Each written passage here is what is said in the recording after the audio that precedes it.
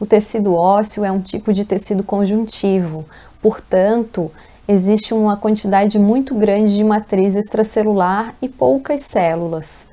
Só que essa matriz extracelular ela é extremamente rígida, porque os íons cálcio eles vão se depositando entre as fibras colágenas.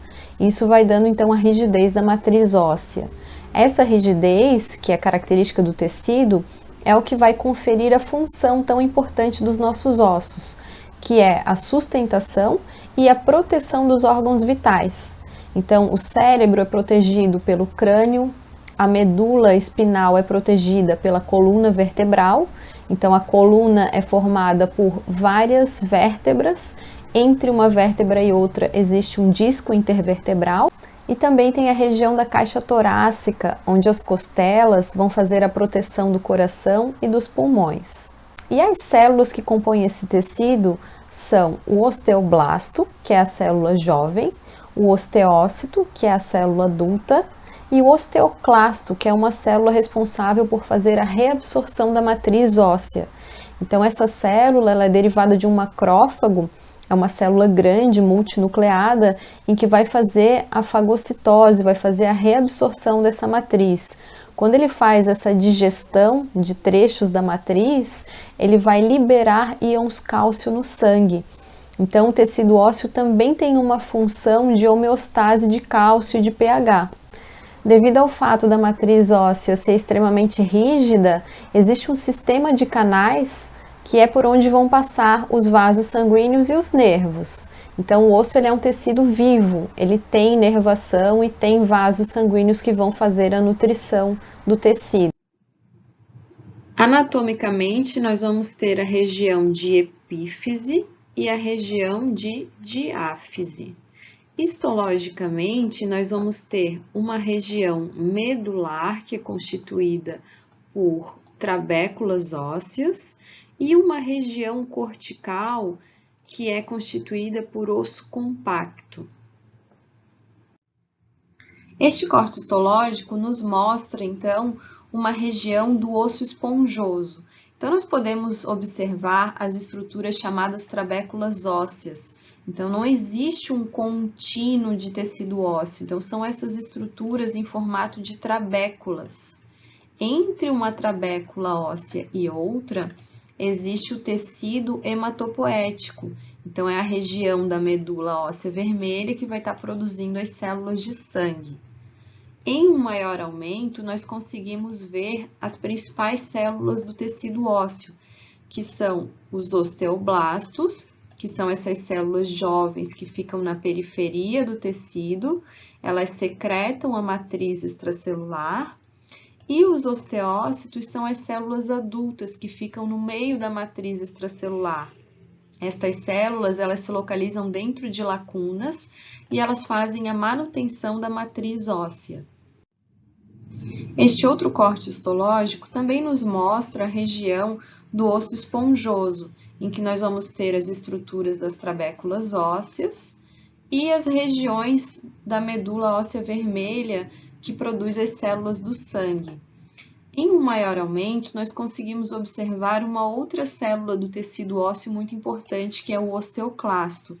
O osteoclasto, então, é uma célula grande, multinucleada, responsável pela reabsorção da matriz óssea.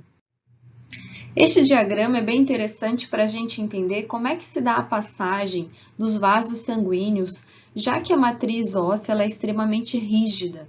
Então, na região do osso compacto, existem um sistema de canais por onde vão passar esses vasos. Então, existem canais principais e canais secundários que ligam dois principais. Esses canais principais são os canais de Havers. E os canais secundários que ligam dois Havers são os canais de Volkmann. Então, aqui nós podemos ver, né, um desenho de uma secção longitudinal de um canal de Havers. E aqui em cima a gente pode ver como que seria na secção transversal. Nós conseguimos ver vários canais de Havers. Aqui, de novo, um canal de Havers e um canal de Volkmann. Então, aqui nós temos o corte histológico daquele diagrama que a gente acabou de ver.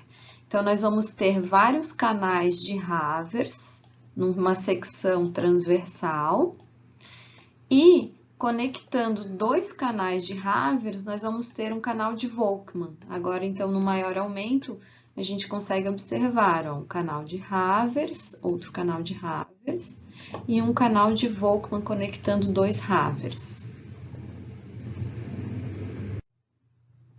Os principais ossos do corpo humano são o crânio. Na região do ombro, nós vamos ter a clavícula na parte anterior e a escápula na parte posterior. Na região do braço, nós vamos ter o húmero, o rádio e a ulna. Aqui na região frontal, né, nós vamos ter o osso externo e as costelas. Eles são unidos através da cartilagem intercostal. Na região da mão, nós vamos ter o carpo e as falanges.